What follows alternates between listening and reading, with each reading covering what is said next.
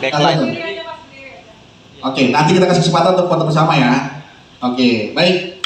Saya ulang sekali lagi salamnya ya, karena udah kumpul semua. Nanti kalau ada bentar lagi kita ulang lagi, nggak apa-apa. Yang penting banyak salam, banyak pahala. Bismillahirrahmanirrahim. Assalamualaikum warahmatullahi wabarakatuh. Ya, terima kasih teman-teman media yang sudah hadir, cetak, elektronik, apalagi itu, digital, online maupun media mainstream, media anti mainstream, semua terima kasih sudah hadir untuk preskon film Kejar Mimpi Gaspol. Film yang diperankan oleh teman-teman aktor dan aktris yang sudah hadir di depan kita. Tanpa panjang lebar lagi, langsung saja kita beri kesempatan ya. Kembali saya perkenalkan ya, sudah hadir. Boleh tepuk tangan yang paling meriah dulu dong. Yang kita mulai dari Mbak Asri Mulas, Tora Sudiro, Misa Judith, Novek Avian, ya, dan Mbak Vivit Algarini, iya, dan juga Arif Alfiansa, oke, dan juga produser kita Ibu Quincy. Oh iya, salah, bisa panggil akan mampu. Ibu Queen Yusuyeto, eksekutif produser kita. Nanti sampai nunggu Bang Faris, selaku eksekutif produser juga. Ada Ibu Tias Abioga, produser kita, dan saudara kita Mas Hasto Broto. Iya, dan juga produser kita Mbak Cindy, istri dari Abdul Arsyad. Baik, langsung saja. Tanpa perpanjang lebar, silakan teman-teman yang mau bertanya. Saya persilakan. Ada berapa pertanyaan dulu ya? Silakan. Langsung, silakan. Dari mana? Dari mana mau ke mana? Ya, pertanyaan saya adalah untuk Ibu Tias Abioga sebagai seorang produser ya. Karena saya kenal Ibu Tias dulu biasa merekrut komika-komika mulai dari Raditya Dika dan lain-lainnya. Ada Malam Minggu bersama Miko, Kambing Jantan dan lain-lain. Nah, sekarang saya lihat setelah membuat beberapa film kembali merekrut banyak sekali komika, termasuk di sini Ayu Ting dan sebagai penulis skenario-nya. Jadi saya ingin tanya, apakah nanti Ibu Tias merekrut banyak sekali komika selain pemain utama? Untuk pertama kalinya saya lihat Asri Mulas menjadi pemeran utama, dan untuk pertama kalinya juga di sini saya nonton film Michelle Judith Tanpa Pacaran. Oke, makasih. Tanpa pacaran ya. Abis nonton filmnya kemarin jangan tuh ya. Butterfly. Iya. Langsung jawab aja. Nanti. Kok apa yang ngatur? Oh iya. Iya, nggak apa-apa. Boleh langsung jawab ya, silakan. Boleh. Terima kasih Pak ya. Assalamualaikum warahmatullahi wabarakatuh. Teman-teman media, seperti tadi saya sampaikan di awal nonton film, saya sebenarnya hari ini excited banget dan happy dan rasanya luar biasa. Gak bisa diceritain karena tadi yang udah saya bilang, akhirnya hari ini kita ngumpul lagi sama teman-teman media setelah hampir 3 tahun kita gak ketemu ya. Kita terputus gara-gara pandemi, tapi alhamdulillah kita udah bisa produksi lagi. Senang ketemu teman-teman semua di sini gitu. Nah, sebenarnya pertanyaan Pak Yan tadi sebenarnya pertanyaan saya juga gitu. Akhirnya kok ketemu lagi sama teman-teman komika, karena mungkin teman-teman ada yang tahu saya sempat membuat beberapa film-film religi setelah awalnya dulu sama Raditya Dika, sama Ernest juga, sama Panji dan lain-lain, tapi akhirnya sekarang ketemu. Sebenarnya intinya gini sih, teman-teman komika itu kan sebenarnya orang-orang yang menurut saya influencer terbesar di industri film ini gitu kan.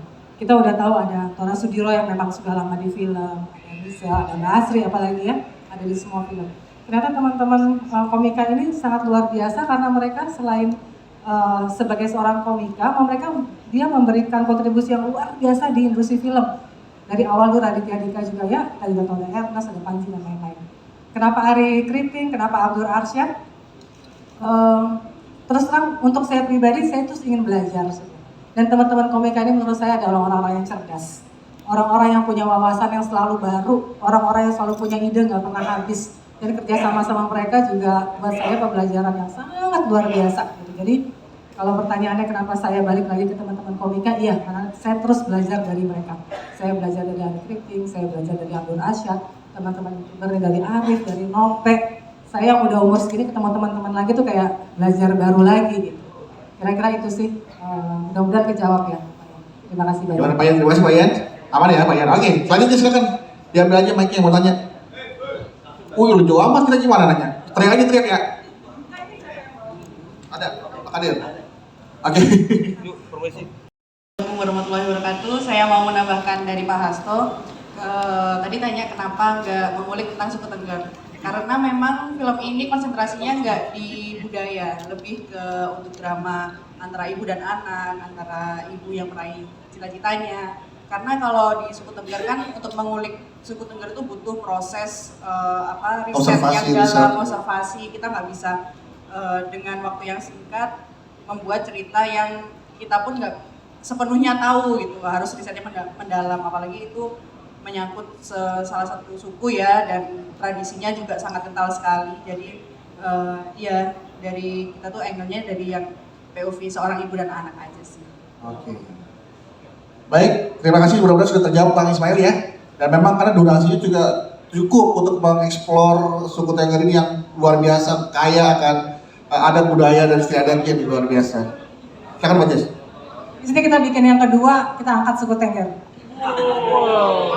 Judulnya bukan ibu dong, bapak sekarang. Nah, saya jadi bapaknya kali lah. Oke, setelah Bang Ismail langsung ada lagi yang mau tanya nih, depan. Oke, belakang lagi. Oke, ini depan. Oh, depan pada pegang kamera semua. Tes, selamat sore. Ini Bang Buyel nih. Saya Buyel temennya Beduk. Pertanyaan buat Michelle Judit, tadi ada adegan naik motor, trail lagi gitu. Artinya itu bener apa pakai stuntman? Kalau bener sempat jatuh apa enggak? Ya. Terus buat tadi ada adegan juga mencuci gitu loh. Saya yakin era itu Michelle gak ngalamin percucian gitu loh. Dapat adegan saingan itu tetap dilakukan. Itu aja, terima kasih. Terima kasih Pak atas pertanyaannya. Assalamualaikum semuanya. Waalaikumsalam. Langsung aja ya, kalau naik motor trailnya beneran. Wih. Aku yang naik. Keren, tepuk tangan dong. Dia jago lagi, jago banget. Naik motor iya. Kalau jatuh, iya jatuh. Tapi pada saat proses pertama kali belajar ya. Jadi pas pertama kali kita sampai di Bromo, kita nggak langsung istirahat, tapi kita langsung ke pasir berbisik. Di situ kita Bisikin ngopi apa dulu. Pasirnya? Mas Bedu. Lalu setelah ngopi, kita langsung cobain motor trail yang nantinya akan aku pakai untuk syuting. Memang udah disetting rendah daripada motor trail pada umumnya. Tapi memang karena tidak terbiasa pakai motor yang kebetulan roda bannya khusus ya. Jadi memang agak sulit karena pasirnya agak keras. Ibu juga ngerasain ya. Iya. Ya agak empuk, jadi suka kebelok kiri kebelok kanan, mungkin dari situ ya. Tapi untungnya tidak ada yang cedera, cuman bikin shock batin yang kayak astagfirullahaladzim, syuting juga belum gitu. Masa udah jatuh gitu, sempet panik dan deg-degan dan selalu berdoa ya. Untungnya itu aja sih. Tapi kalau soal meres Pak, jujur saya sebenarnya nyuci baju sendiri di rumah. Woi. Karena Budanya mana Bunda? Bener ya? Bisa isi baju bener? iya. Jadi bener? Wah. khusus baju yang warnanya putih, aku nggak mau dicuciin atau apapun karena jadinya bisa buluk banget atau ada yang kayak bahannya tuh jadi keluar gitu. Nah aku tuh suka bete banget iya, dan aku sangat seneng kaos atau baju warna putih. Jadi emang cara meresnya aku tuh suka agak konvensional. Oke, boleh pinjam kemejanya, kita akan lihat Michelle memeras kemeja. Ada warna putih, boleh pinjam. Boleh, ada yang pinjam mau kemejanya. meras Ayo, ada mau punya kemeja? Kita mau coba Michelle, bagaimana cara kamu memeras? Nah, ini sekarang dibahas ini kemeja nih, ini diperas nih, maaf ya. Boleh pakai ini. Dipakai. Lagi dipakai. Sekian gitu kira-kira Pak. Iya. Makasih banyak Pak pertanyaannya. Oke, nggak nyangka ternyata. Mau tahu dong buat Michelle Judit, ternyata selain asli tanpa stuntman, ya, untuk naik motornya, meresnya juga asli ya? Asli, iya. Bukan pakai stuntman juga? Bukan, meresnya? terbiasa nyuci sendiri di rumah. Biasa meres? Biasa. Nggak pernah diperas? Nggak pernah diperas? Ngejemur. Jangan dong. Takutnya diperas karena dimintain duit, ayo kamu saya laporin nih gitu. Kakak pernah diperas gitu. Iya, oke. Baik, pertanyaan dari Bang Buyel sudah dijawab ya sama Michelle Judit ya? Oke. Anakku putra semua gitu, jadi itu yang buat aku jadi bersyukur. Oh iya, aku bisa ngerasain punya anak perempuan, bisa ngerasain gimana sharingnya, gimana pedulinya perempuan gitu. Walaupun anakku juga laki-laki, sayang banget, peduli banget sama aku ya. Cuma di film ini ada satu hal yang aku bisa pelajari dari film ini adalah itu dia, cita-cita itu nggak ada batas. Sampai kapanpun kita bisa punya cita-cita. Iya, mewek gue kalau ngomong cita-cita. Karena untuk ibu-ibu bekerja seperti kita, apalagi punya anak, semua cita-cita buat anak. Semua cita-cita kita curahkan untuk buah hati kita. Boro-boro kita pikir kita mau makan apa. Kalau kita ke supermarket kita aja, apa yang enak buat anak, bener nggak ibu-ibu yang bekerja? Nggak ada pikiran gimana buat kita. Ternyata di sini di film ini aku bisa berpikir, ternyata cita-cita bisa kita raih ibu-ibu. Sampai kapanpun, nggak ada kata nggak mungkin untuk cita-cita. Jadi kejar mimpi, gaspol. Oke, terima kasih Lastri.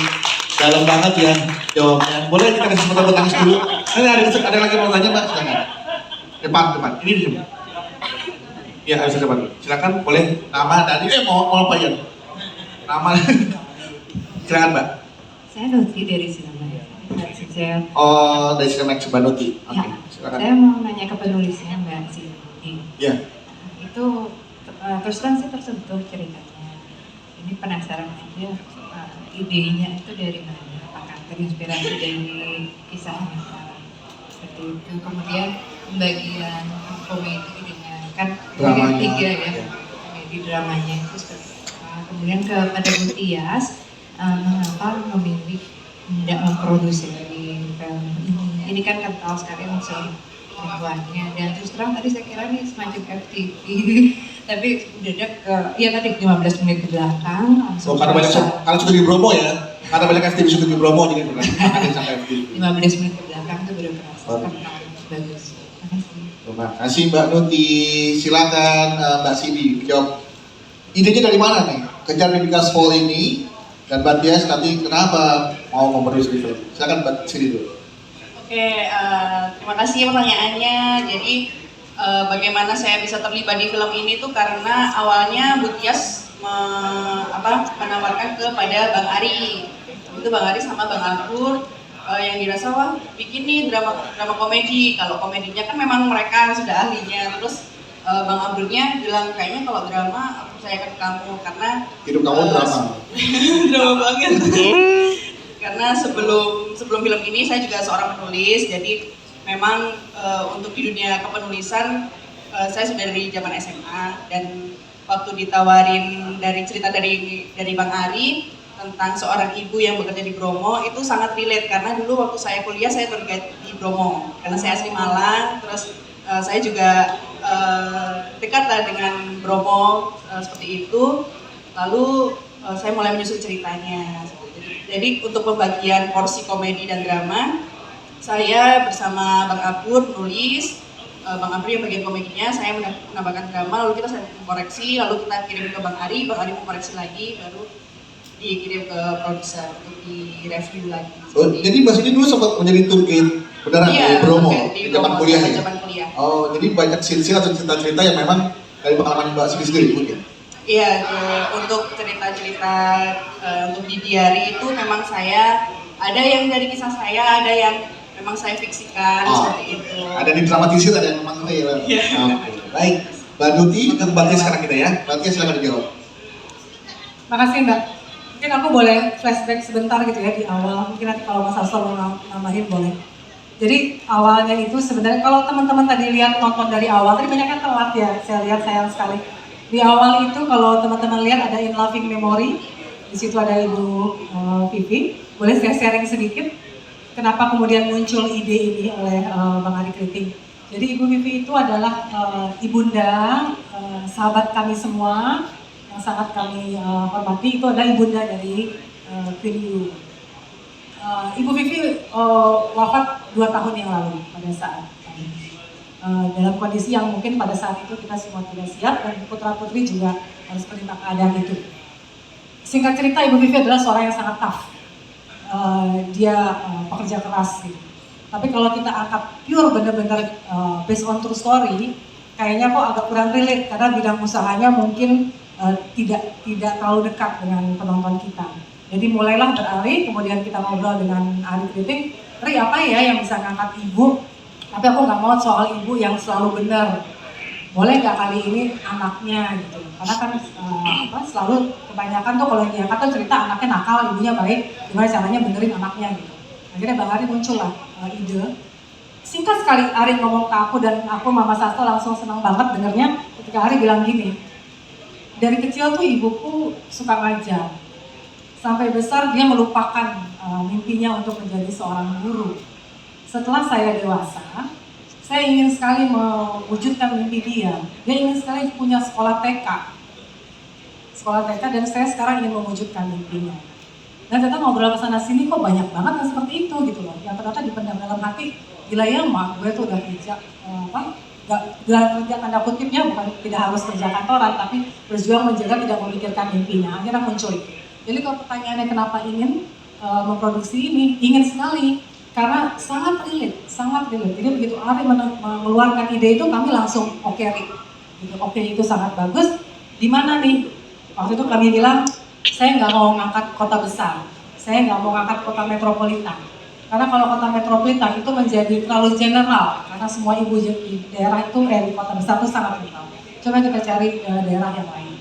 Muncullah kemudian Malang, kemudian kita geser dikit, nih kayaknya Bromo bagus nih, sekalian kita pasti dapat gambar-gambar indah. Akhirnya itulah, tapi menurut saya ini adalah kombinasi dari cerita drama dengan background yang menurut saya agak jarang diangkat ke dalam film. Mudah-mudahan itu sih yang bisa ditangkap juga teman-teman semuanya. Terima kasih. Terima kasih Bu Tias. Ya, ini adalah terjawab ya. Pakai di sana. Iya. Pokoknya pengennya one take oke. Karena dia nggak mau kita yang tua-tua nunggu gitu. Kasihan tuh orang bentar lagi pingsan kalau beli lama-lama. Jadi cuma kita fun banget karena setiap syuting selalu ketawa mereka. Kita nyobain, kita kan di perkebunan bawang ya, kita nyobain makan bawang mentah gitu. Saking beneran ya, bawang dibakar gitu, seneng kan? Ya enak Bu, manis. Ini irit banget dari cewek. Jadi kita banyak banget hal fun nih belajar sama ini cowok-cowok katro ini ya. Selalu aku happy sih. Kalau bisa lagi gimana bisa? Jadi. Kalau buatku mereka justru malah baik-baik dan lembut-lembut banget, dan mereka tuh selalu berhati-hati kalau misalnya kayak mau ngajak ngobrol tuh pelan-pelan banget, terus kayak dorong-dorongan, jangan so akrab. Aku jadi gak enak, jadi kayak malah aku yang samperin dan ngobrol, dan apa ya, mereka itu justru malah kayak ladies first banget dan sepenuh manner, sangat berhati-hati aja pokoknya kayak boleh nggak ya, dan jadi aku justru mau ngajak reading, akunya yang nggak enak karena mereka itu udah mempersiapkan dari pagi-pagi malah hafalin dialog atau ini. Karena nggak ada mau ketemu aktris sekelas bisa juga kan, makanya mereka sering dorong-dorongan kan gitu kan. Nah rasanya lebih enak, lebih nyaman mana sama komika senior atau sama pelawak senior? Aduh, Syutingnya. agak rumit ya menjawabnya. Tapi overall aku senang banget, dan jujur sebenarnya aku justru malah belajar banyak dari mereka, dari tekunnya mereka, dan tadi yang kayak Mas Motoro bilang, mereka tuh tidak pernah berhenti berpikir karena diem aja bengong, habis itu ngelawak. Apa aja yang kita lagi obrolin mereka bisa melawak, dan menurut aku itu punya pikiran yang sangat cerdas dan luar biasa ya, karena bisa bikin aku ketawa. Asik. Tuh, bisa bikin ketawa, bisa. Satu lagi nih, kan Arif sama Nope single, tapi garcepan Nope karena gitu kan. ngedate-nya berhasil ngajak ke Bromo beneran Nope, Arif chicken Arif. Cerita. Nah, abis Arif Nope cerita Arif. Iya. Kalau saya yang paling berkesan adalah dompet saya hilang di Bromo. Gara-gara naik turun ya. Saya ingat gitu. Dan sama benar, kita tuh di set itu bercanda-bercanda karena apa? Itu adalah cara bertahan hidup kita gitu. Bikin yang penting orang-orang di situ happy aja gitu. Masalah kualitas keaktoran ya udah ntar aja gitu. Yang penting di syuting happy gitu. Dan kita sangat berhati-hati benar. Jadi itu sebelum kita main tuh, Pepe ada Patora ini, ada bisa. Ini kita ini boleh nggak sih mukul ininya pundaknya, boleh nggak sih gitu. Jadi memang ada kayak gitu. Dan kenapa kita mempersiapkan dengan baik? Karena kita tuh takut salah, sumpah. Kita tuh ngerasa ini talent nasional loh ini. Kalau kita salah ini takutnya waktu mereka tuh nggak banyak, terus apa? Pokoknya kita berhati-hati lah. Dan saya bersyukur ada Nope karena saya berlindung di Nope. Jadi kalau Nope salah, alhamdulillah gitu. Jadi kayak ngerasa alhamdulillah Nope salah, jadi aku nggak malu-maluin gitu. Jadi gitu lah. Tapi benar, perebutan Miss Judit, sempat ada perebutan Miss Judit. Apa? Oh, Kang Chandil, selamat datang Kang Chandil. Kang tadi berperan sebagai ibu juga, pengganti ibu pengganti. Oh, theme songnya ternyata diciptakan oleh Kang Candil. Tapi dia udah gak serius sekarang, ya bercanda mulu ya. Ini Bang Candil ini yang menciptakan theme song Kejar Mimpi Kejar yang Mimpi Gaspol. dinyanyikan oleh Tora Sudiro dan Asri Ulas. Wih, luar biasa. Kejar Mimpi Gaspol. Ya, mungkin itu aja kali ya. Ya. Oke. Dari apa ini? Dari apa? Udah. Apa lagi? Udah. Waktu kalian sama Nopek berdua berebutan bisa julid, siapa yang dapet? Gak ada yang berani. Gak ada berani? Kita tahu ini kayak nggak mungkin itu. Kata Basri Nopek yang dapet, bener Pek? Namanya boleh. Kamu dapet bisa julid kata Basri, jalan bareng di Bromo. Saya jalan bareng, cuma saya sadar diri. Pas jalan bareng sama Mbak Misel, saya perannya sebagai asistennya. Jadi apapun Mbak Misel kebutuhan saya siapkan. Jadi bisa di depan, kamu di belakang. Betul. Nggak pernah berdampingan. Nggak pernah Pak, saya segen Pak. Gitu. Mbak Misel loh Pak. Oh iya. Tapi begitu jalan sama Michelle, follower kamu naik? Wah, meledak top global ya. Saya pansos terus Pak ke Mbak Misel. Mbak Misel diem lah, saya rekam pori-porinya dari jauh. Ya, pokoknya setiap cewek yang sama kamu, follower kamu naik gitu ya? Iya, aku selalu izin Mbak Misel, Iya. boleh nggak saya bikin satu konten TikTok? Karena saya mikir ngawur pun meledak gitu. Boleh, saya gombalin, wah FYP global. Contoh globalnya. Contoh globalnya. Ayo. Aduh, Mbak Misel. Bisa tuh ambil panggil dong, bisa main aja. Yakin Mbak? Baru main dia, boleh ada kamera langsung aja di sini. Bisa. Oh, Nah, Nopek kalau bisa. Kan cewek yang lain tinggal putus sama sini kan? iya. Ini kerja ya. Kerja. Mbak Misel, Iya mas. kamu tahu nggak bedanya kamu sama Bromo? Mboten mas. Kalau Bromo itu tempat wisata, kalau kamu tempatku pulang. Iya. Itu kamera seginiin aja Mas. Sudah hidup Mas. Jangan sembarangan loh. Lu pulang buat ke Michelle, lu pulang ke Rahmatullah. Ampun. Kok 1, 3, berarti betul 3. Adanya itu ya Pak. Kosong. Masa pelawak stok itu doang, OWK masa aduh. Kita Nopek itu tapi bagaimana perasaannya bisa syuting bersama senior nih Nopek sama Tora Sudiro, Basri Welas, bisa Judit. Senang banget saya Pak. Saya ini jujur film pertama saya yang perannya supporting loh Pak. Itu banyak loh perannya. Yang scene-nya banyak itu loh Pak. Ini scene-nya banyak. Scene-nya banyak Pak. Sebelumnya itu cuma satu film itu cuma blak hilang gitu. Itu apa itu namanya itu? Masih inget nggak adegan apa yang paling Nopek suka? Adegan yang paling saya suka itu adalah adegan Mbak Misel cuci-cuci, terus Pak Tora datang. Lah kamu yang mainnya ngapain? Apa? Kamu kan nggak main. Saya ada di situ. Adegan kamu yang ngapain? Kamu ngapain adegannya? Saya nganter ember sama cucian. Nah, bisa cuci lagi, bisa lagi cuci, kamu antar ember. Iya. Bisa cuci bisa. Set. Nah, Saya ngapain? antar kan antar ember. Ya, saya nganter ember gini. Saya terus nanya kenapa Pak Tora itu ngamuk-ngamuk, diusir. Terus dia marah ke saya, wis pergi gitu. Nah, yang berkesan dari adegan itu apa? Yang berkesan adalah saya waktu itu ketawa Pak. Apa ketawa? Retake 10 kali Pak. Apa alasannya? Ya karena saya nggak kuat Pak. Ya Allah ini. Ngeliat bisa cuci baju nggak kuat. Iya itu kan jeglek banget toh. Mbak Misal nyuci baju itu jeglek gitu Pak. Iya nggak kuat saya Pak. Jadi di situ yang bikin kamu berkesan. Berkesan dan saya juga panik sebagai talent UMKM toh di kepung talent nasional panik. Kalau saya salah itu berarti saya. Kalau ada cut salah, nah itu pasti salah saya. Gak mungkin. Bisa sama orang nggak mungkin. Nggak mungkin. Begitu Mas Hasto, bener. Nopek pernah berbuat salah nggak di lokasi Mas Hasto? Salah kalau Pak Hasto ini ngikut saya Pak. Oke, luar biasa. Tepuk tangan lagi dong buat Nopek bisa. Bahasanya mau ngobrol ya, mau ngomong mau nyanyi. Ngomong dulu silakan Bang Daniel. Ya, terserah mau nanya apa mau jawab apa silakan Bang Daniel. Bener mau dibikinin theme song juga Oke, boleh dong. Bang Daniel, bagaimana awal bisa terlibat dalam produksi Kejar Mimpi Gaspol ini? Ya, dan bagaimana proses ketika mendirect vokal seorang Tora Sudiro dan juga Basri Welas? Oh iya, pertama memang datang tawarannya untuk bikinin theme song buat lagu film ini kan. Terus gue nanya siapa yang nyanyinya, Tora sama Asri. Nah, maksud kenapa dua nama itu? Apa? Emang mungkin, waduh bikin lagu kayak apa ya? Tapi begitu Tora sama Asri, langsung. Pokoknya gue bikin mereka seperti berdialog aja gitu. Nggak usah menonjolkan, mereka skillnya kan luar biasa.